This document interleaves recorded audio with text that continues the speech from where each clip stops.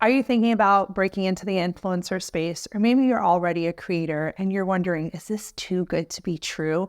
Everyone's always posting like the best parts of their job and how glamorous it all is. But who's really talking about the dark side, the hidden underbelly of what it really takes to be successful in this space?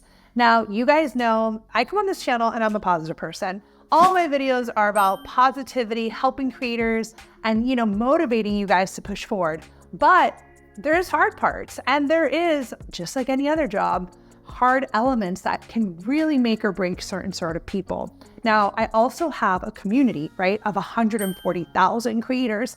I'm on creator calls every day. I'm on coaching calls. I am doing my membership. So I hear things that are happening, and that's kind of what I want to relay to you guys in today's video. So whether you're an influencer or an aspiring influencer, you can see the full picture for what it really is. Now, if you are an influencer or creator, before I get started, like this video. I know you haven't seen it yet, but by liking it, you're letting me know, hey, I'm here, I'm an influencer, I'm a creator, and I want more topics on this subject. So the way I got research for today's video is I straight up asked some of the most influential people I know, some of the biggest influencers in the world. I asked them, tell me the truth. Let's get down and dirty so I can make a good video for my community and show them the other sides. And I took a bunch of notes on the information I was able to get to bring to you guys today. So the first thing I think a lot of people shared with me was the lack of stability. This can drive you mad, right? In terms of what it is that you're getting into. Like imagine not knowing your next paycheck, right? Or not knowing your next gig. This constant, oh my gosh, where am I gonna get my next job? Or, what if this brand isn't gonna pay me more? Do I have to do something else? There is an overwhelming sense of instability. Now, I do think that some of the creators that I do know that are making millions a year, actually millions, they told me that you kind of learn to push through that instability because something's gonna come along. And data shows, right? So what do I mean by that? This one girl in particular I have in mind, she was like, I know if I have a couple of bad months that it's going to turn around and I'm going to find a brand partner that makes sense for me and that can pay my rates. And the reason she knows that is because she's like, for the last 3 years, I've been able to see my numbers per month, go back into my income report, see how I'm doing. And you're going to see when you run a business, there's always going to be ups and downs. There's always going to be months that do well and months that are bad. So having that data is also helpful for you to be able to track your income so that when you do get scared about the instability of the game, you can refer on the numbers. Now, if you are a creator that's listening to this video and you're interested and you do want to be an influencer, lean into it. Don't be embarrassed by it. It's 2024, baby. Back in the day, people wanted to be influencers, but they wouldn't tell people. So they would be like, I want to be a creator. And now Sidewalkers own it. Go scream it on the top of the roof. I want to be an influencer. And don't be ashamed. And guess what? There's hundreds of thousands of other people just like you that are here to support you and cheer for you and want you to succeed. It's nothing to be ashamed about. That word influencer, there's no shame in that word anymore. And if you want someone like me who is on the brand side, has a creator community, to get in with you, to get in the trenches, to help you with your business, to support you, I do one-on-one coachings, guys. I have lots of different courses and programs, but I love coaching and I love getting in there with you, especially when you're first starting out. So if that's something that's interesting to you, go ahead and click the link below to learn a little bit more about our coaching programs and how I can get in and support you on your influencer journey. Another thing that I heard from a bunch of creators was this idea that it's hard to really be content because you're always looking to outdo yourself and grow. So let's just say you hit 10,000 followers. Then you're like, well, I want 20. Let's just say you hit 100,000 followers. You're like, well, I want 1 million. And there's this this infinite, limitless feeling of never is enough, right? Even when you get a $20,000 brand deal, you're like, can I get a $40,000 brand deal? And ask yourself, if you are a creator listening to this right now, ask yourself, if you've gotten paid, is that ever just enough?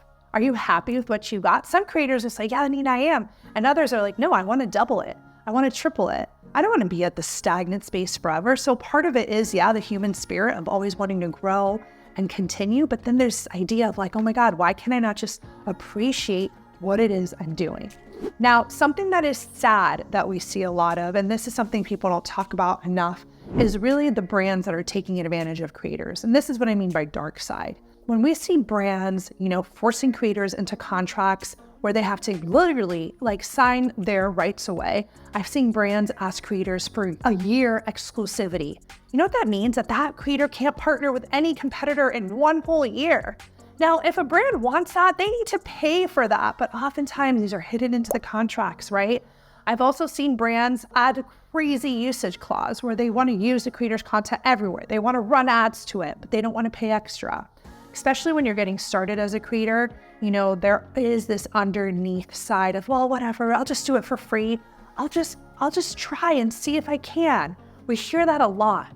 And I see that a lot in my membership. And, I'm not here to judge anyone. I tell all my creators in my inner circle, I said that the other day, I go, guys, I don't want to judge you for what you do. You're a business owner and we all make mistakes.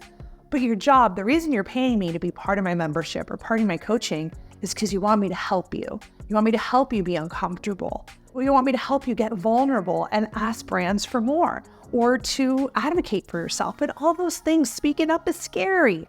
So I think that when you are starting out throughout the journey, you're going to see that there are amazing brand partners out there, great people doing great things. And then there are shady brands that are there and they are looking to take advantage of creators who don't know their rights and don't know how to read through a contract. I think something that we see in the creator space, no matter where you're at, is this idea of having to do so many things, wearing multiple hats. Stuff that we don't talk about. A lot of times people see influencers and they'll like make fun of them, right? They're like, oh my God, yeah, it's so easy. Just post those photos, do whatever. And in fact, this person is doing a lot. They're their own accountant. You're your own CFO. You're your own operations manager. You're the photographer. You're the talent. You're the makeup artist. You're everything, right? Wearing all of these hats, especially in the beginning, is something that you have to be prepared for. And it's something people don't talk about, how draining it is to have to do it all, especially when you're starting and you don't have money to invest in support and invest in assistance, right? At Sidewalker, a big thing that we see with our creators is they get stuck. They're like, well, I don't have the money, so I can't get help. But at the same time, without help, are they able to let go of their time and do other things? And I think that's something that as a business owner, a lot of creators face in the beginning. I also heard something interesting from one of my really big influencer friends talking about how friendships changed. Something, again, no one talks about. She was like, Nina, the minute I started blowing up, there was a vibe. And she was like, these were my friends. These are people I was close to. But priorities change. Maybe that person's like, what are you doing? Taking pics all day or shooting video? That's ridiculous. You hear their chatter. They're not aligned with you. And there has to shift. And I think these growing pains are normal when you're starting a business, when you're a business owner, you're going to outgrow certain friends. And I think that's a shock to a lot of creators when they first get started. And, they do say it's lonely at the top, right? And I think there is an element of that as you're growing, as you're finding success. And that's why it's so important to surround yourself with other people that want to see you succeed. Like in our Facebook group with our pitching course, you're going to see creators in there cheering you on, like, yes, go, that's amazing, keep going, don't give up. And it's that type of friendships that now you're going to hopefully lean into and start making friends that do want to see you grow and most of all succeed. I think obviously we couldn't do a video on the dark side of becoming an influencer without talking about the toll of mental health, right? Being addicted to our phones, not living in the present moment, validating ourselves through content. A video does great, we're great. A video does bad, we suck, right? There's this high highs and low lows. And again, I think as you become a more professional creator, like the creators that I know that are making $1 million a year plus on brand deals, they're not sweating the small stuff anymore because they've reached that level where they're like, it's okay, it's gonna come, chill out. But even those creators, they second guess themselves if a video does bad. They're like, what's happening? And I think there's always this fear of, will this get taken away from me? Will Instagram shut down? Will I lose my influence? Will I lose my TikTok? Will YouTube go away, right? And this constant fear of like, again, that kind of links to stability, but also like these platforms constantly changing and constantly being like, oh my God, I have to learn something new. Like you can be at a corporate job and just kind of ride the wave. Like with us and social media, like Reels come out, we got to learn Reels. TikTok comes out, we got to learn TikToks. Like we're always changing and growing, which I think for some of us makes this job exciting because it's fresh and we're always, in motion. But for other people, that can be very stressful. I think another dark side or really difficult thing is when you are constantly grinding and posting, and in the very beginning especially, you are literally putting yourself out there in ways that normal people don't do. You're like, hey world, I'm creating something. Do you like what I'm creating? You're literally putting yourself out there. And that takes a certain level of confidence. Some of us call it delusion, to push through.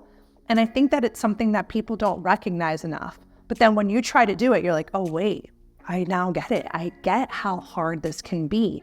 I think that, a lot of things that come with the business side are very hidden underbelly.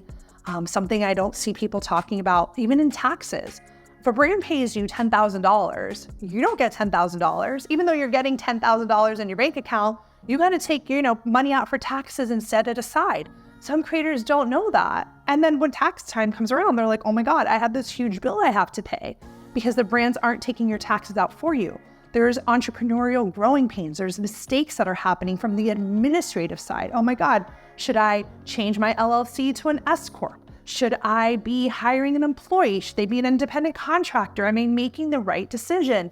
And these are the things, when you're building out a business, but you're building out a business publicly as well. There's this dual face nature to it, that it's not just like, hey, I'm starting a shop, right? I'm starting a business and I'm letting the world in on this business. And there's a lot of responsibility that comes with that, right? I know creators have been feared of getting canceled. What if I post something wrong? It's political. It's not political enough. How do I kind of find my voice? How do I be authentic to what I believe in, but also not get too involved in things? And I think these are the fine line that creators will learn to walk. But every single person I've talked to, when figuring out what are the hard parts of being an influencer, what is the dark side, what's the stuff people need to know about, I asked every single person, would this stop you from being one? And they said, absolutely not. So even though there's all these struggles that come with it, every creator I chatted with was like, I wouldn't change it for the world. So I do think that starting your own business does take a level of gut.